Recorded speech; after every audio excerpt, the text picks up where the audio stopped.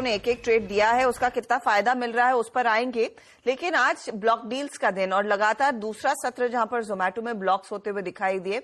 आज soft bank ने कुछ हिस्सेदारी बेची है। इनफैक्ट जोमेटो ही नहीं, स्पंदना स्फूर्ति में भी बड़े ब्लॉक्स हुए हैं, बड़े सौदे हुए हैं। इस पर एक अपडेट लेते हैं। यतिन हमारे साथ है। यतिन, अब जोमेटो तो 98 हो गया। बिल्कुल, और 98 हो गया। मोस्ट इंपॉर्टेंटली 94 रुपीज पे आज एसवीएफ ग्लोबल यानी सॉफ्ट बैंक की एक इकाई ने अपने 10 करोड़ शेयर्स बेचे। लगभग 1.17% इक्विटी 940 करोड़ रुपए में इन्होंने एग्जिट किए। कोटक सिक्योरिटीज ने सौदा किया और बहुत बखूबी ये ब्लॉक विंडो में आपको होता हुआ दिखाई पड़ा। और जैसे ही ब्लॉक विंडो में जोमेटो का ये सौदा पड़ता हुआ आपको दिखाई पड़ा, स्टॉक में आज 5% की तेजी अच्छे वॉल्यूम्स के साथ।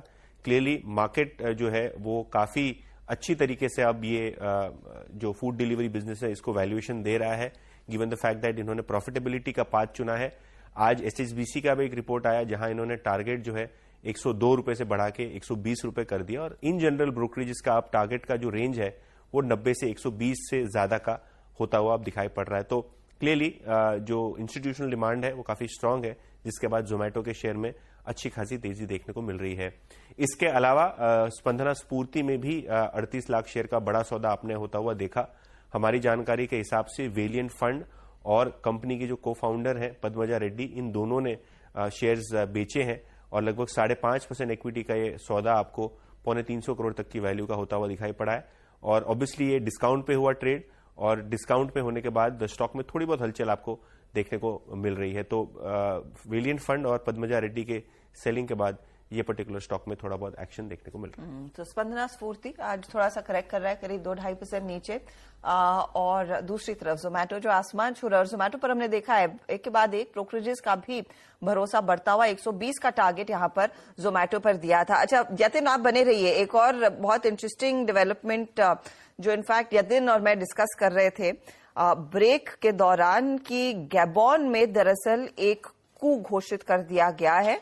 और ये हुआ है जब हाल ही में इन्होंने दरअसल तीसरी दफा उनके मौजूदा प्रेसिडेंट को नियुक्त किया। अब गैबॉन की आर्मी ने देश पर कंट्रोल सीज कर लिया है। इसका इम्पैक्ट कुछ भारत में लिस्टेड कंपनियों पर आ सकता है। यतिन, क्या डिटेल्स हैं?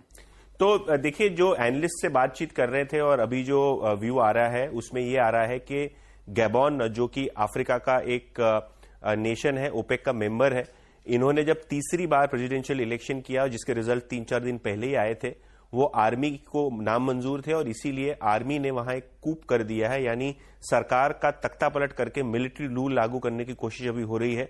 और ब्लूमबर्ग और बीबीसी के हवाले से जो खबर आ रही है वो ये आ रही है कि जनरल जो वहां की लोकल रिपोर्ट्स बता रही हैं कि मिलिट्री ने कैपिटल को घेर लिया है और वहां टेक ओवर की पूरी कोशिश हो रही है। तो पावर स्ट्रगल हो रहा है और जो प्रेसिडेंशियल इलेक्शन के नतीजे थे वो मिलिट्री ने साइड में दरकिनार कर दिए हैं, उसको साइड में रख दिए हैं। और ये एक्शन के बाद आपने देखा होगा प्लाई स्टॉक्स में एक बड़ी बिकवाली देखने को मिल रही है, क्योंकि सेंचुरी प्लाई हो, ग्रीन प्लाई हो, ग्रीन पैनल हो, इन सभी का जो रॉ मटेरियल है और इनकी जो केपेक्स है वो गैबॉन में हुई है। तो इनका जो माल है, जैसे सेंचुरी टेक्सटाइल्स के विनियर गैबॉन से आते हैं, ग्रीन प्लाई के जो रॉ मटेरियल्स हैं और फैक्ट्रीज हैं वो गैबॉन में एस्टैब्लिश्ड हैं, क्योंकि वहां एक मिलिट्री रूल आ रहा है। और तीसरी बार जब वो सेम जो आदमी है वो प्रेसिडेंट बनने की कोशिश कर रहा है, तब मिलिट्री का इंटरवेंशन हो गया। तो शायद एक सेंटिमेंटल नेगेटिव अभी इन प्लाई कंपनीज पे आपको आता हुआ दिखाई पड़ रहा है। श्योरली शॉर्ट टर्म में तो थोड़ी बहुत दिक्कत का मामला रहेगा, क्योंकि आपको नहीं पता कि जैसे ही पावर चेंज होगा, जो वहां फैक्ट्रीज है, वहां जो बिजनेसेस है, उनका क्या होगा। तो हाँ, जो भारत का निवेश है और भारतीय कंपनियों का निवेश है, उनमें सबसे आगे नेचुरल रिसोर्सेज वाइज और कैपिटल एलोकेशन वाइज प्लाई कंपनियों का बहुत बड़ा एक्सपोजर है, जिसके कारण सेंचुरी प्लाई और ग्रीन प्लाई, इन दोनों ही काउंटर्स में आप थोड़ी बहुत बिकवाली देख रहे हैं। और शायद बाजार इसको धीरे धीरे रियलाइज कर रहा है, शेयर्स भी लगभग डेज लो पे आके ट्रेड कर रहे हैं। तो थोड़ा सा दबाव बनता हुआ इन काउंटर्स में।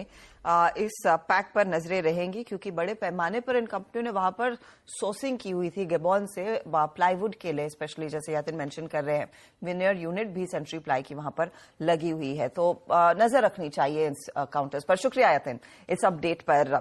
ये डेवलपमेंट आ रही थी तो हमने सोचा उसको आपके सामने पेश कर दिया जाए। चलिए फटाफट से एक रिकैप अब आपके लिए लेकर आएंगे खिलाड़ी नंबर 1 के ट्रेड्स का, जहां पर एक स्टॉक हमारे जानकारों ने दिया है। अब उसका कितना फायदा मिल रहा है ये आपकी स्क्रीन पर है। हरीश ने हैल नया स्टॉक जोड़ा, हालांकि यहाँ पर जो टारगेट स्टॉप लॉस है वो आप दिखाइएगा प्लीज। 4120 के टारगेट के साथ इन्होंने तेजी की है। 3870 का स्टॉप लॉस थोड़ा सा ड्रैग कर रहा है। वरुण बेवरेजेस ये कैरी कर रहे थे, वहां पर भी थोड़ा सा फ्लैटिश टू नेगेटिव ट्रेड है। नवीन फ्लोरिन 0.71% तक के रिटर्न्स दिखा रहा है। ये टारगेट स्टॉप लॉसेस अगर आपने मिस किए हैं तो वो भी आप नोट कर सकते हैं। अगला आप पोर्टफोलियो लेकर आइएगा हमारे अमित का। चलिए, तो अमित ने टाइटन जोड़ा। 3350 का टारगेट है, 3000 का स्टॉप लॉस, और एनटीपीसी इन्होंने कैरी किया 232 के टारगेट के लिए। 9900 का टारगेट है मारुति का, जो ट्रेड कैरी कर रहे हैं। रिटर्न्स अब आपकी स्क्रीन पर आ जाएंगे यहाँ पर। तो मारुति 0.5% जोड़कर दे रहा है, 0.2% के रिटर्न्स एनटीपीसी, टाइटन 0.13% जोड़कर दे रहा है।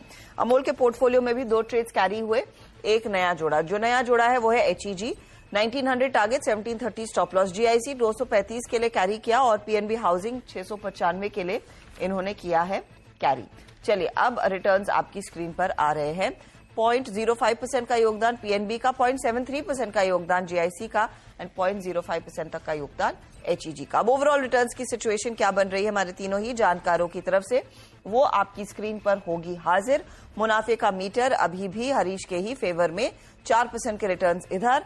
अमित आ चुके हैं पॉजिटिव टेरिटरी में, 0.16% का पॉजिटिव गेन, एंड अमोल ने भी अपने पोर्टफोलियो